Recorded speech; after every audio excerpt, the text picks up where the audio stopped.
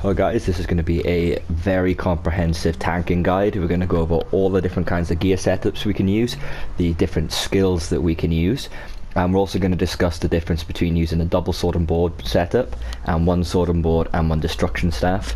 And then at the end we're just going to do a little solo tanking on this boss, just so I can show you how it works and how we can survive then, okay? So we have a little look at our character sheet, our completely unbuffed stats. We have quite a lot of magic, quite a lot of stamina. Anything for a tank with regular group content, if you're 30 or above, 30k or above on health is fine. You don't need to go crazy. I see tanks with 50,000 health. That's going to be way too much, because then you're really sacrificing on your magicka and stamina, which means your sustain is going to be really difficult.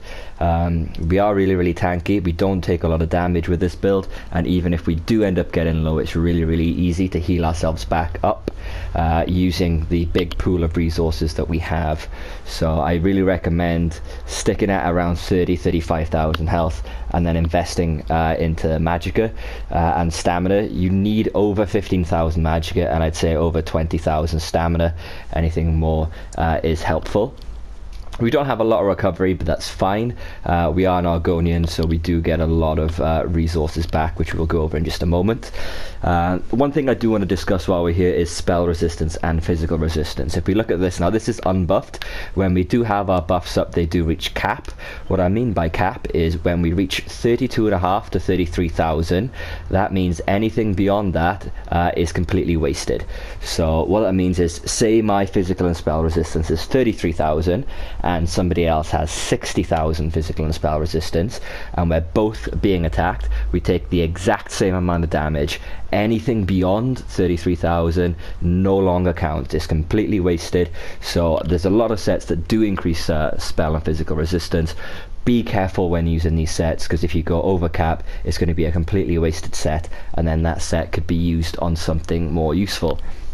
So keep that in mind. Always check what your caps are going to be, what your spell resistance and physical resistance are when you're gearing up, and you can play about with your champion points to alter this if you really want to. So I've gone 24 magicka and 40 stamina. I feel like I'm comfortable with 32,000 health.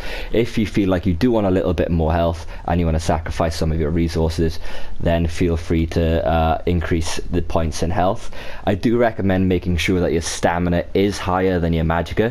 That way when you pick up shards and bubbles, stamina is your higher primary resource, so you'll restore more stamina, which will be more useful for your blocking, taunting, etc.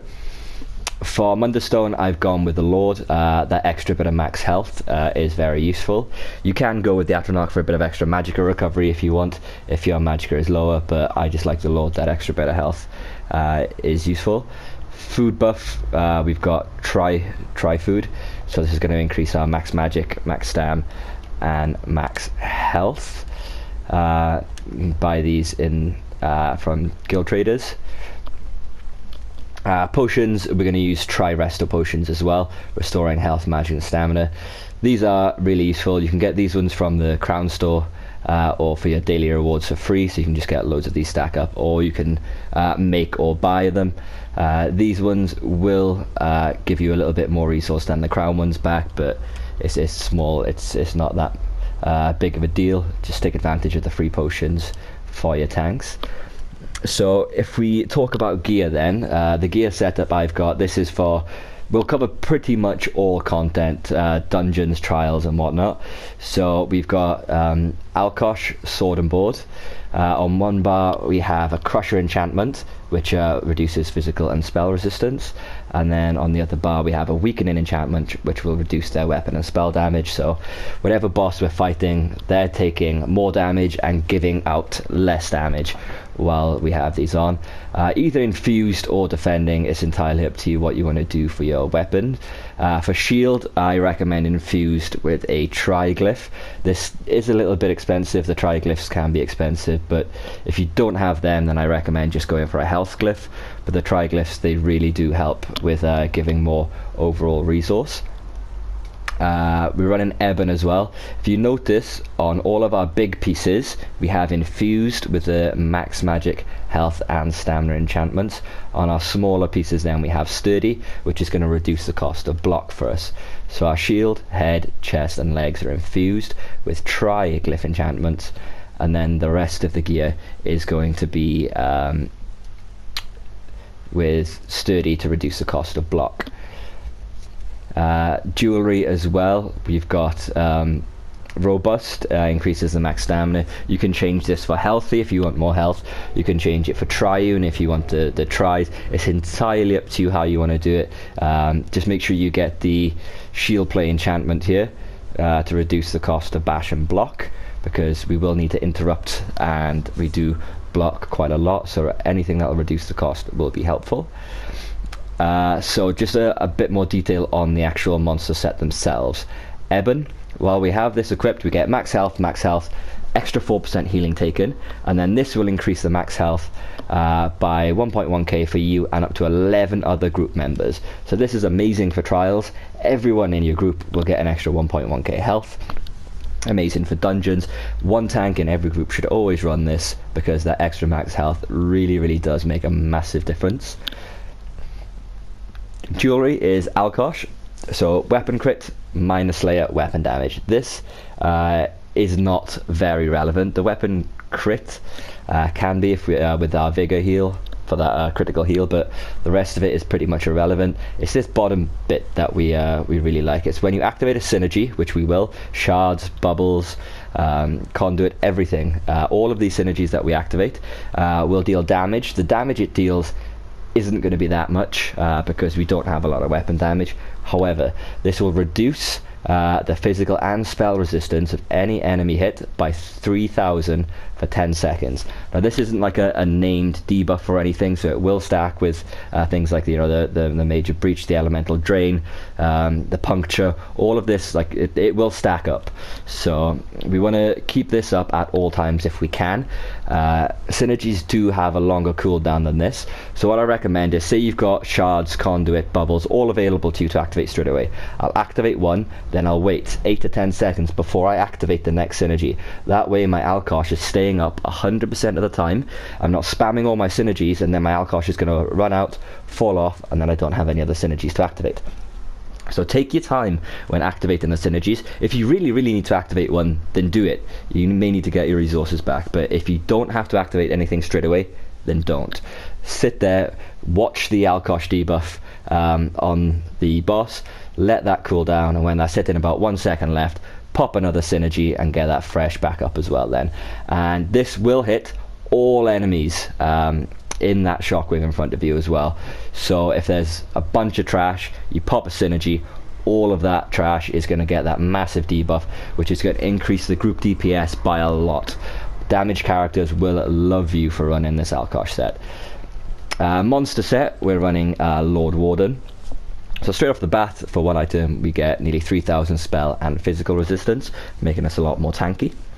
The 2-piece set is, when we take damage, we have a 50% chance to summon a shadow orb for 10 seconds.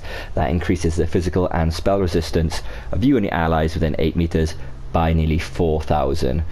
This can occur every 10 seconds. So the orb is up for 10 seconds, so by the time the orb cooldown goes away, this is now active again, so it will just proc off again. This is up pretty much 100% of the time. You're constantly taking damage because you are the tank. If other things are taking damage, other people in your group, then you're not doing your job right. So you're going to be holding the aggro, you're going to be taking damage. Active for 10 seconds with the 10-second cooldown. It will be up all of the time, and it puts a big circle on the floor. Anyone who stands in it will get that physical and spell resistance buff, and it is a buff by a lot. So with this down and one of our skills, our spikes, we will be reaching the maximum for our physical and spell resistance. We will be hitting cap, so we don't have to go any further. What you notice about this build is the Alkosh increases our group damage.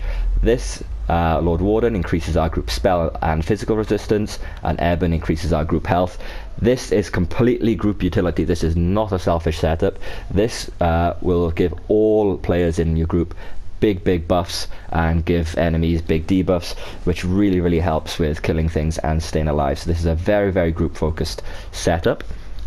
Now there will be instances where the group setups won't be relevant. So for example, in Sanctum Ophidia, in the last boss, you're going to be tanking ads away from the group. There may be other instances where you're going to need to go selfish in order to survive. So this is where we'll look to change up our sets. An alternative set from Lord Warden is Thorvacan. So while you have the 2-piece on of this, you summon a growing pool when you take damage for 8 seconds. And then enemies afflicted will have minor maim and minor defile. The healing received and health recovery is not very relevant, but reducing their damage done by 15% can be. Now we do have a skill which we will be using on this build, which does apply minor maim.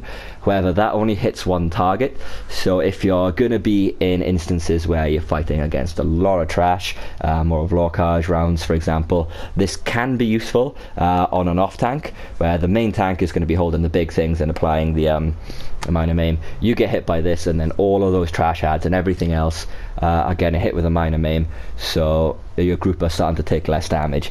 I'm not the biggest fan of this set, but it can be useful for an off tank. Another set we can look at is Bloodspawn. Now when you take damage, you have a 6% chance to generate 14 ultimates and increase your physical and spell resistance by 6.2k. Now we will be going a little bit over cap with this set, but that's okay. The extra ultimate generation that we get with this set is fantastic.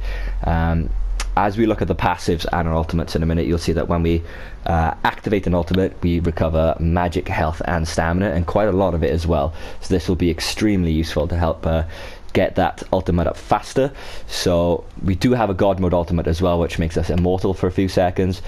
In instances where we are going to be tanking solo and away from the group, and group utility is not going to be useful, then we can switch to Bloodspawn if we want to get that extra ultimate, so we can activate our god modes a bit faster. This can also be used instead of Lord Warden in group utility, because the extra ultimate will allow us to get our Warhorns faster. Warhorn means increased group damage, so if you're feeling comfortable that you don't need the group defense, then you can go with the ultimate for the group damage. Now if we look at alternate sets that we can use as a tank, Ebon and Alkosh I would say are my absolute favourite setup, and I do recommend it, but Alkosh can be difficult to farm. Ebon is pretty easy to get, but someone in the group may already have Ebon, so we do need to look at alternative sets. There might be different playstyles out there, what people like. So another set we could use is Battalion Defender. Again, you want to keep the big pieces infused to small pieces sturdy if possible. I still need to transmute a few things. Battalion Defender, you get this from PvP, so we get max health, max stam, an extra 2% healing done. Then after blocking, you heal yourself or a group member within 15 meters for 2.3k health every second. So every time you're blocking a hit, every time you're taking damage, you're healing yourself or someone else for 2.3k. This is an absolutely fantastic set. It's brilliant for group utility, to keeping your damage healers and healers and everybody else alive. That extra bit of healing does go a long way. Or it could just be helpful for yourself if you're away from the group and you need to survive yourself, so you're taking damage, and then this set is just doing the healing for you, which takes a lot of pressure off your other resources as well. Plague Doctor, max health, healing taken, and then a big chunk of max health. Huge amount of overall health this gives us. In instances where we do need to be completely selfish and away from the group, then we want to be as tanky and survivable as possible, so this is where that extra max health really can come in handy.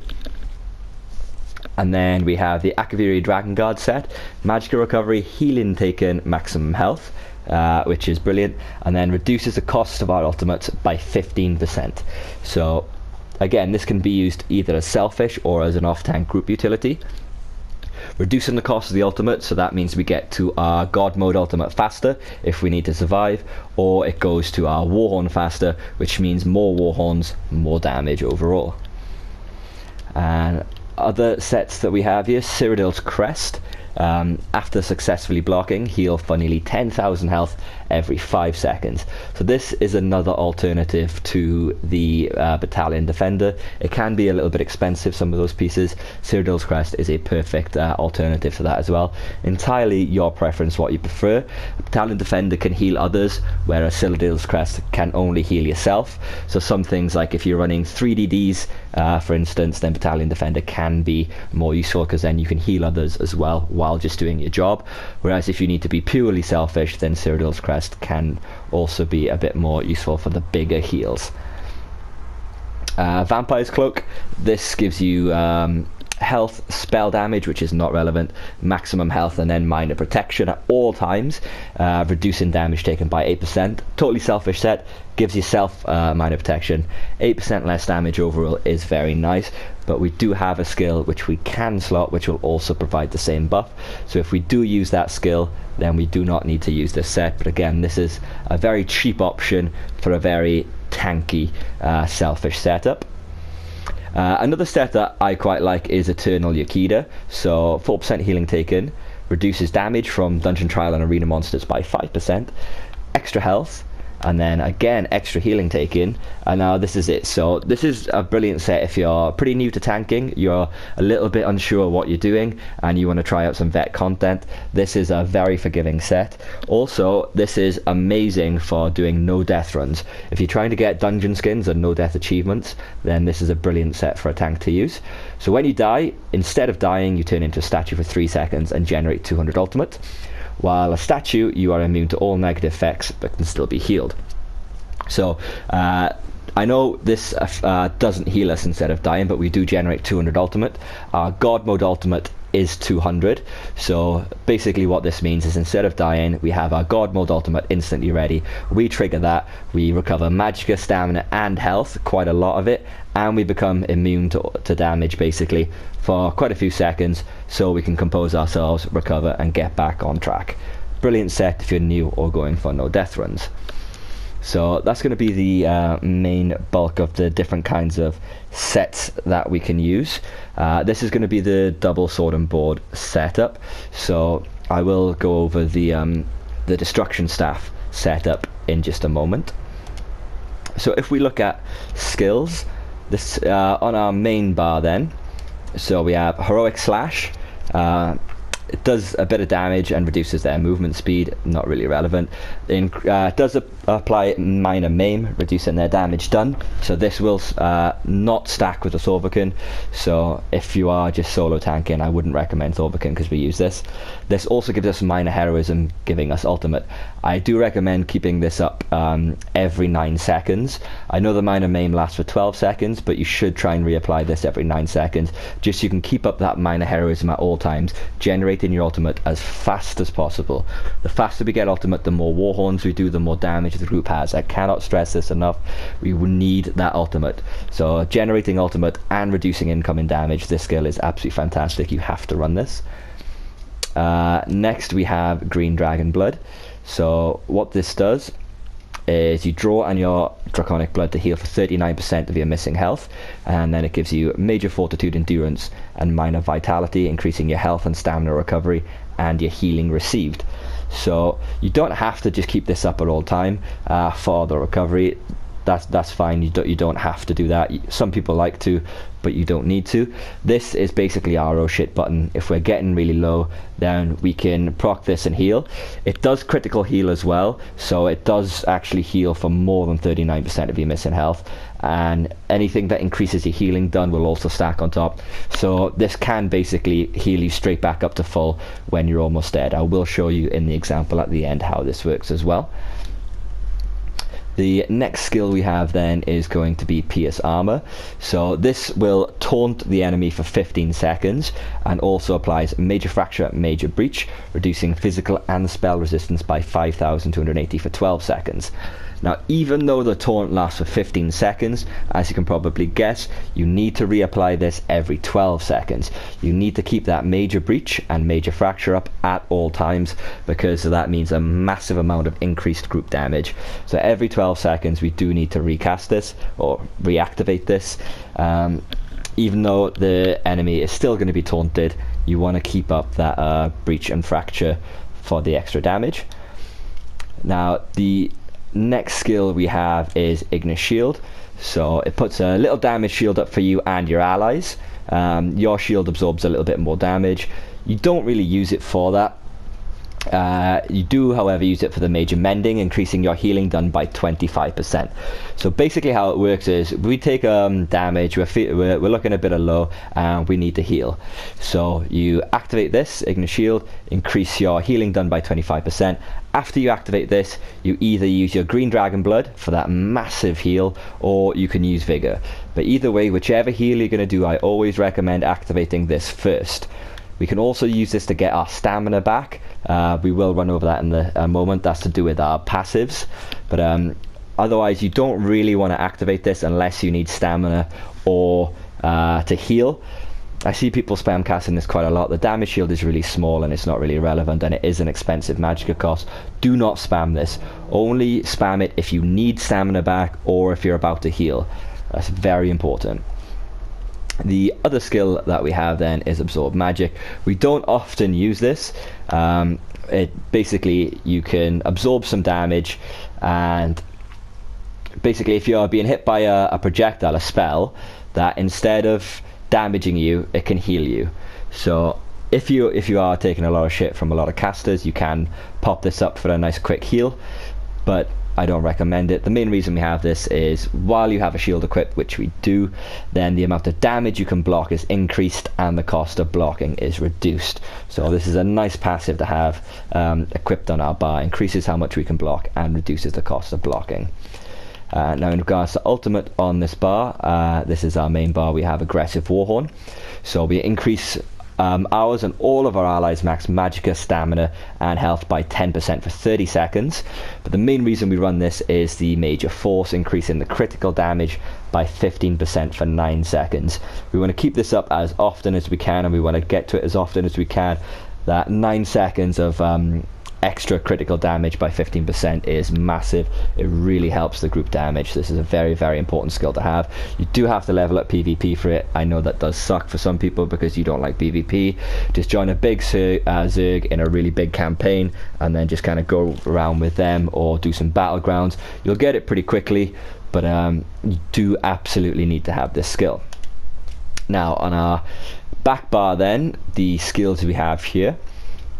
Firstly, we have Hardened Armor.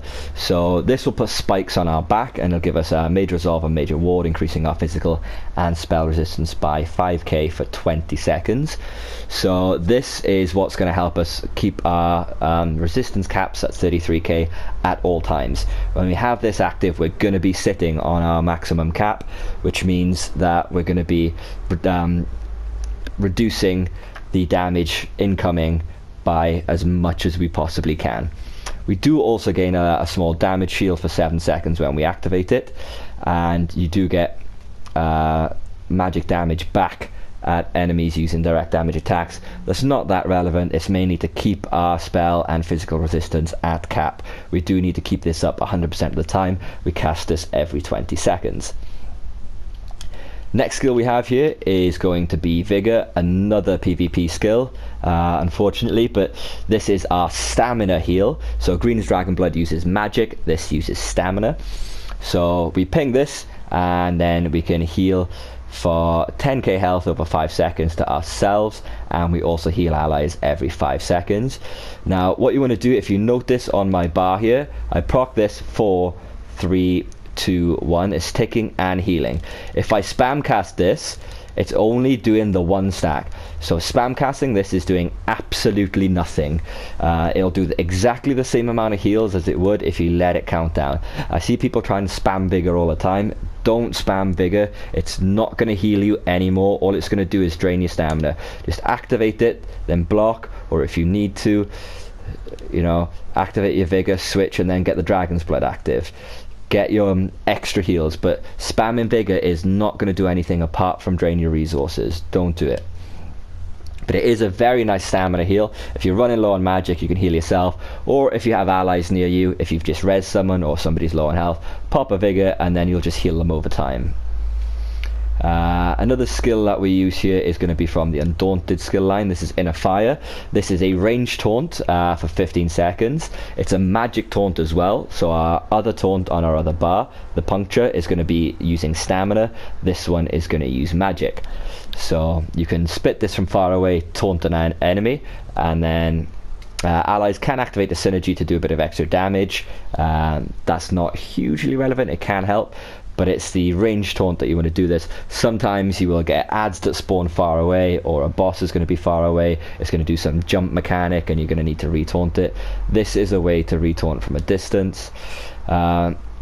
These, you don't want to convert it to a stamina ability because you need it to be magic. Sometimes if you're really low on stamina, you're going to need to taunt something. You can switch and then use your magic taunt, and this increases the chance to grant the synergy. You can take this. If you don't have the skill points, you don't have to. Our next skill then, this is going to be one of our flexible spots. You don't have to run this if you don't want to. We will look at alternatives. Choking Talon, so this basically holds everything in place. So for massive trash mobs, you can just hold them in place, and then the allies can activate a synergy which will deal magic damage. But essentially, if you got a load of trash mobs coming in, there's no AoE taunt, so you can just hold them all in place. Your DDs can step away, deal damage and kill them, and then that takes the damage pressure off then. So this is nice for big trash fights. You don't have to run this though, this is a flex spot. Next ability is Unrelenting Grip. You launch a fiery chain to pull an enemy towards you. The damage doesn't really do anything, the Major Expedition doesn't really do anything. The main thing is you're going to pull in adds. So when you're fighting a boss and you've got loads of adds scattered about, you can just start chaining them, get everything stacked on top of each other, so then your DDs and their AoE can absolutely burn everything down nice and fast, and then you can clear things a lot quicker. If a target cannot be pulled or is immune, then you completely restore all the magicka that was used trying to cast this. So if it does fail, you'll get the magicka back, which is nice because it is a pretty expensive skill. Ultimate here then, this is our God mode ultimate Magma Shell. Cost 200 ultimate. So what we do, we limit incoming damage to a maximum of 3% of our max health, and we deal damage to enemies. So basically, while we have this active for 10 seconds, we can only take up to 3% damage from our max health. This is God mode. We are never going to die while we have this active. We take very, very, very little damage. When activated, nearby allies gain a damage shield for 107% of their max health. So not only do we become invincible in God mode, our allies get basically double health for 10 seconds as well. We give them a massive shield. This is an absolutely amazing skill. This is our God mode. If we're ever in real trouble, oh shit, activate this, we are invincible. I'll show you an example of this as well at the end of the video, and how this works. Now, alternative skills that we can run from our flexible spots. Deep Breath. We run this because this is an AoE interrupt. So if we're going to be in an area with lots and lots of casters, Hellra, I know the right side doesn't require it anymore, but there are still instances where there's going to be quite a lot of flame shapers.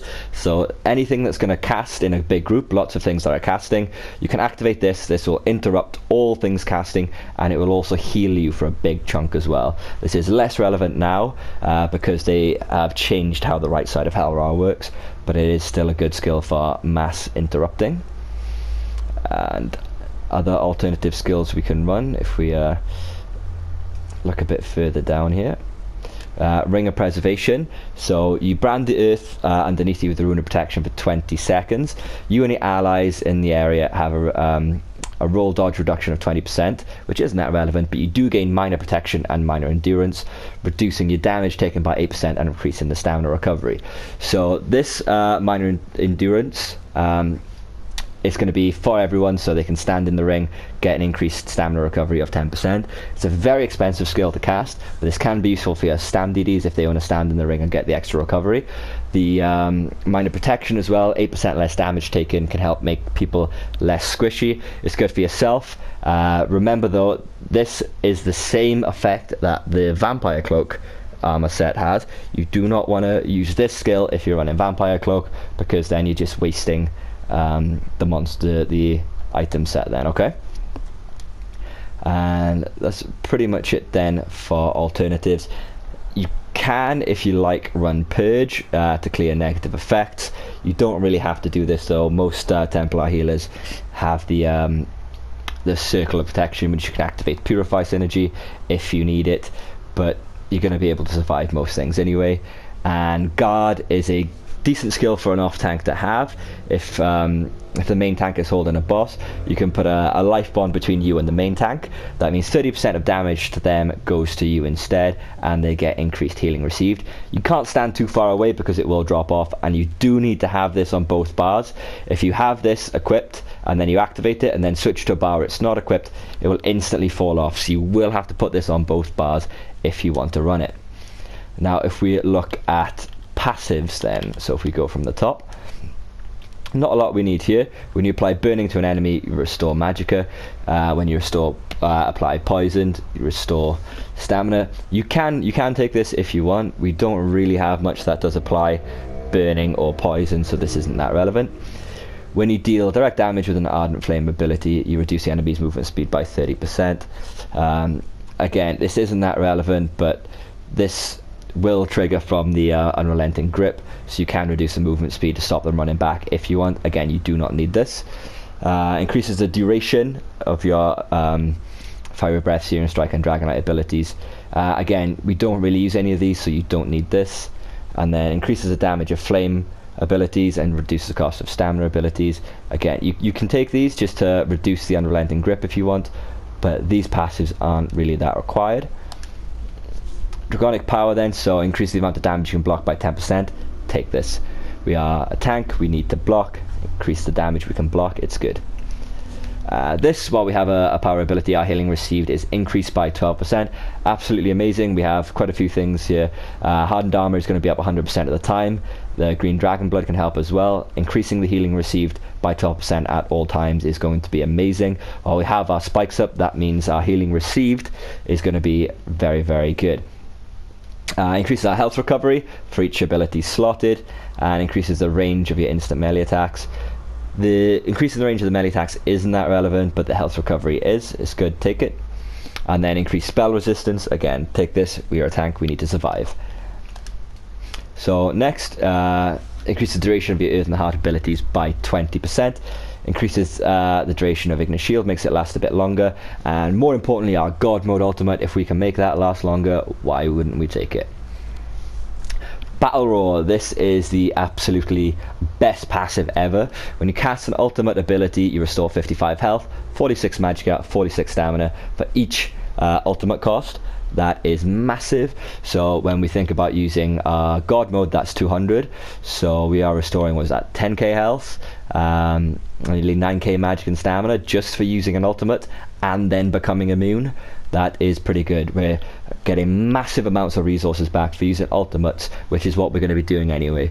We get even more resources back for using Warhorn. So when you go into a fight, I normally let the healers use their Warhorns first. That is because I can put all my debuffs up, I can activate all my skills, and then after I've used a bit of magic and stamina, maybe taking a bit of damage, I activate my Warhorn and just get it all back. When you cast an Earth and Heart ability, you and your group gain minor brutality for 20 seconds, increasing the weapon damage, and if you're in combat you also generate ultimate. So you increase your group damage and you generate ultimate. This is an amazing passive, we absolutely need this. And then this, when we cast an Earth and Heart ability, we restore nearly 1000 stamina. So this is what I was on about with Ignis Shield earlier. Only spam this if you need stamina. I know it's a costly thing, nearly 4k magicka for 1k stamina, but if you are sitting high on magic and you really need that stamina, you can start spamming this and get your stamina back. We don't have a lot of recovery on this, and while blocking, you will not recover stamina. So if we look here, I've spent a bit of stamina. I'm not blocking, my stamina is going up, but now I block, my stamina is no longer going back up. As soon as I let go, we start recovering again. So this is one reason why people use a destruction staff on the back bar as well. We will talk more about that in a minute. But yeah, so that when we cast the ability, we restore stamina, so that's a good way to get some stamina back if we need to permanently block. So one-handed shield, we do need all these passives. Reduce the stamina cost of your one-handed shield abilities by 10% and the cost of blocking. Absolutely fantastic, reducing the cost of our abilities and blocking more. Increasing the weapon damage by 5%, which isn't relevant, but the amount you can block by 20%. Again, we absolutely need this. We have a lot of damage reduction from all of these blocking passives. Increases your standard bash attacks. Bash deal 100% additional damage and cost 40% less. The extra damage is not relevant, but the reduced cost is. There will be a lot of times when enemies cast. I will show you on this boss in a moment, and you will need to bash them. We need that bash to cost as little as possible so we can keep our stamina for blocking and staying alive. Increases the amount of damage you can block from projectiles and ranged attacks by 14%. Again, reducing our incoming damage. We definitely need this.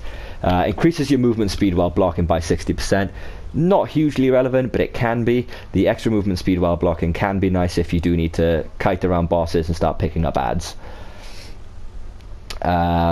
So we will discuss the destruction staff setup in a moment, and I'll discuss the passives that you need there. Light armor reduces the effectiveness of snares applied on you. We do wear one light, one medium, and the rest heavy. So you don't have to take this, but you can. Again, increases the magic recovery for that one piece of light armor, 4% extra recovery, and a reduced cost of magic abilities by 2%. Again, I recommend taking that, and a little bit of extra spell resistance as well is always nice. Nothing in medium armor. For heavy armor then, increases physical and spell resistance, increases health recovery, and you restore magic and stamina when you take damage for each piece of heavy armor every 4 seconds. So again, this is going to help us sustain help with our resources. Increased max health, increases the magic and stamina your heavy attacks restore by 25%. This can be very relevant because we're going to be blocking a lot, we're going to be using up a lot of resources. Sometimes if we get in a heavy attack, the extra resources are going to be very helpful. And then increases the healing received by 8%, again very helpful. For Fighters Guild, if you're going to be running the Ring of Preservation, you have to take Intimidating Presence, reduces the cost of it by 15%. And then everybody should have this. You generate 9 ultimate killing an undead, Daedra or werewolf. It's free ultimate, you should take this. Undaunted then, we have this. We get more resources back whenever we activate a synergy. We're running Alkosh. This is a build focused on using synergies. We want to get as much resource back from just activating the synergies, which we're going to do anyway. And then this we get increased max health, stamina and magicka by 2% for each different type. We're running 1 light, 1 medium, and then the rest heavy, so that's a 6% bonus to magic, stamina and health. And then we need our class passives. Increases healing done by 6%, increases your max health and disease resistance, and then increases your max magic. And then this is the absolute amazing reason why we're running Argonian. When you drink a potion, you just restore 4,000 health, magic and stamina. That's absolutely amazing. We're using tri potions, so this basically means our tri potions restore an extra 4,000 health, magic and stamina, which is incredible. I'll show you how effective that is in just a moment as well when we do attack those bosses, and then I can show you how the tank works overall as well. A quick look at champion points before we look at the destruction staff setup and why we run it. I haven't fully invested these yet because I have been a little bit lazy, but reducing the cost of break free is useful. Again, reducing the cost of bash, we do need these because we will be bashing, and if we get stunned we need to break free. Stamina recovery, this isn't that relevant as well because we're going to be blocking a lot of the time, so stamina recovery isn't going to come into place. You don't need to put a lot here. Magic recovery though, you can invest a bit more into. A lot of our skills do use magic. And then reducing the cost of block, very very important, and reducing the cost of dodge roll. Reducing the cost of dodge roll is going to be good because sometimes there will be things that we have to roll out of the way of, so reducing that cost because it can be expensive on our stamina. Increasing your healing done by 15% in Bless, so we are able to look after ourselves a lot stronger using this. Increases the critical damage and critical healing of magicka. Again, this is going to make 39% heal from our Dragon Blood to basically a full heal. Spell penetration, which means our Green Dragon Blood can heal that bit stronger. Again, these aren't really that relevant. You may want to look for some of the passives, but there's not much here. It's entirely preference how you want to spend your champion points in the blue tree here. Increases the damage done. Again, damage done. It's all kind of irrelevant here. And then critical damage and critical healing with stamina. I do like this because that means our vigor can heal better. A bit of physical penetration there as well. These will often change as well, these champion points, the red ones, based on what trial you're running. So there's different champion point setups depending on the trial that you do and the content. This is going to be, again, purely down to your own player choice, but you can invest more in ironclad. High ironclad is pretty good. You can take out of crit resistance if you don't want it. I normally go 49, 49, 48 here, but I haven't respec'd my champion points yet on this character. And then increase the effectiveness of your damage shields if you want it, increases your healing receives, and increasing your physical resistance. You can take champion points out of here if you're going over cap and put them somewhere else. But again, play about with the red champion points. It's entirely up to you where you want to put stuff. So the champion points are entirely your preference. These are by no means optimum. They will need to be changed, but honestly, feel free to play about with it. As long as you've got block, bash, dodge roll reduction, and then stuff to increase your healing done, healing received, and recovery, you should be fine regardless. Now, if we look at the destruction staff setup then, so why do we run the destruction staff setup? So we have two options, either an ice staff or a shock staff. Now this has to be of the exact same set as your sword and board, so you keep up that 5-piece bonus. How our skills change while we run a staff. Flex spot becomes no longer flexible, and we start running wall of elemental blockade. Now why do we do this? If we're running a shock staff, then elemental blockade will increase the off balance uptime, which means all of the RDDs with 75 points in the Thaumaturge will have 10% extra damage against off balance enemies. That will increase the group damage by a lot. So the frost one reduces enemy movement speed and immobilizes. Not very relevant, but we still have to cast this. The main reason why we play elemental blockade on here is because if we look at the enchantment, it's a crusher enchantment. So if we activate the blockade and then switch bars, for the whole time this is up and hitting stuff, our crusher enchantment has a chance to activate and apply on the enemy. So we don't have to stay on this bar. So we can be casually tanking on this bar, switch, wall of elements, and then come back. And then our crusher enchantment is still going to be activated while we're on this bar. So we don't have to worry about having to physically activate it while we're on that bar anymore. Now another reason why the destruction staff is starting to see favor over the second sword and shield is a few other reasons. Now I don't have this fully leveled up, so I don't have all the passives yet. However, fully charged frost staff heavy attack will taunt the enemy to attack you for 15 seconds. So this is a free taunt. If you're running really low on resources, you can just heavy attack something and you will taunt it. And also, while you have a frost staff equipped, then blocking costs magicka instead of stamina. Now as you saw with the stamina, if we block, we don't get recovery. Same with this with magicka. If we're blocking, we're not getting magicka recovery. However, if we've been blocking on this bar for a while and we're starting to run low on resources, we can swap to our staff bar. Now if we look here and we've spent a lot of stamina, we can block. Our stamina is still going back up, so we can actually use our magicka now as a secondary resource to block damage while we get our stamina back, and then we can switch, block with this, and now our magic recovers. This is much more advanced than the standard sword and shield build. It does take a bit of practice getting used to, but it is a way that you can much better manage your resources. This will increase your chance of both burning, concussion and chilled effects by 100%. You need this especially if you're running the shock staff. Increased chance of that off balance. And then this ability here, equipping a frost staff reduces the cost of blocking and the amount of damage you can block, which means that we're not going to be completely made of paper while we're blocking with a staff.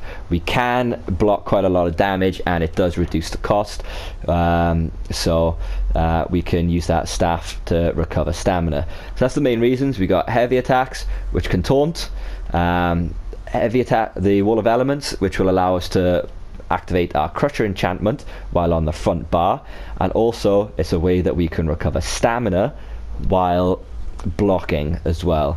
So this way we can manage our resources a lot better. So I'd only recommend doing that if you are pretty experienced with a tank. If you're new to tanking, 100% go with the double sword and board build. Using the destruction staff on the back bar is pretty complicated. It can take getting used to switching between your different skills.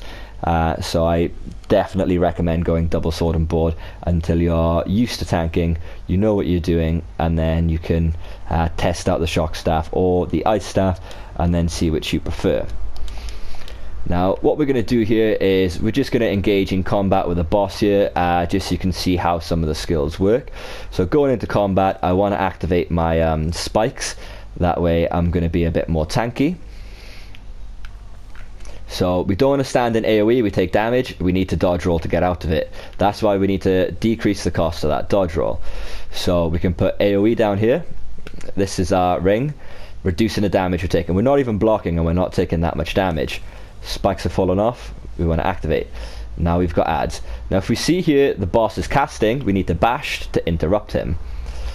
So we've taken a bit of damage here, so if we use up a bit of magic, so hello, activate the god mode, boom, look how much resource we've acquired back, and now look how little damage we're taking. We're not even blocking, we're getting hit by 2 adds and the boss, and we're taking hardly any damage. So we need to interrupt. So again, we can put the ring down if we need.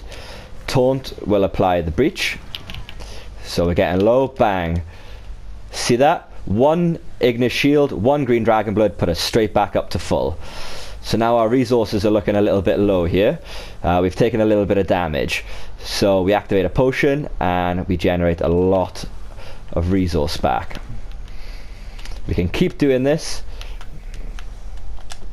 and dodge roll. So we're low, bang, green dragon's blood puts us straight back up. We're a bit low on stamina, now we can spam a bit of Ignis shield, get some stamina back. Apply the minor maim.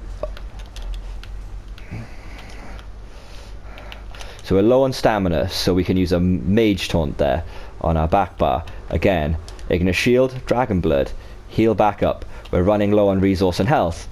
God mode, we've got resources back now and we're invincible. So we can get all of our resources back up here. So boss needs to be interrupted, bang, I can rip a heavy attack, get a bit of resource. Potion, my stats go back up and I'm basically back up full again. These adds have enraged, so they're doing more damage, but we're still not taking much damage here. So we can just survive like this and keep going and keep going. So yeah, and that is using Alkosh and Eben. They are group sets. If we were to use selfish sets, surviving would be even better again. So it shows you that you can do that with no healer, no outside parties there. So this is a very, very strong build, very, very survivable. As you could see as well in the fight, the Lord Warden is proccing quite a lot. I'll try and stay close to the boss here just so you can see it come up. So he's going to hit us. When he hits us, just waiting for it to come up. There it is. So this blue circle here is our Lord Warden. While standing in this, we get that reduced damage taken. So as you can see, we will need to be bashing, we will need to be dodge rolling, we will need to be interrupting. It's good to have champion points invested in those. But as you can see, this build we can survive really well against quite a lot of content. It'll take a bit of time getting used to what you need to do, but you will need to keep your taunts up. You know, apply that minor maim, taking damage, bang, let's go God mode. This is full group sets. You'll get much more survivability with selfish sets. The only thing I recommend is you have to spend time now learning what you can block and what you can't. Some things will one-shot you, some things won't. So that will come with time. I can't tell you exactly everything in this game which will kill you and which won't. So you've got to play about with it. Mostly how I do it with dungeons is I'll block in big trash fights if I've got a lot of things hitting me. Or if I'm fighting a boss, I'll block the heavy attack. If he's not heavy attacking, then I'll just do a heavy attack back myself or do some of my rotation. There is no set rotation for this. You just have to apply things as and when they are necessary. Every few seconds, apply the minor maim, taunt, keep your spikes up. It all comes when things are falling off. It is a very dynamic, not so much rotation, but way to play. And you just have to learn yourself what will one hit you. If you see them charging up doing a heavy attack, block it. Otherwise, most of the time you will be okay. You can rip heavy attacks for resources back yourself, and you should be able to survive pretty much anything else then, okay? So that's pretty much it for the tank guide. If you do have any questions, just feel free to comment in the comments below or send me any kind of message. I do play on the European server on the PS4, so any questions, just feel free to ask and I'll help you in any way I can then, okay?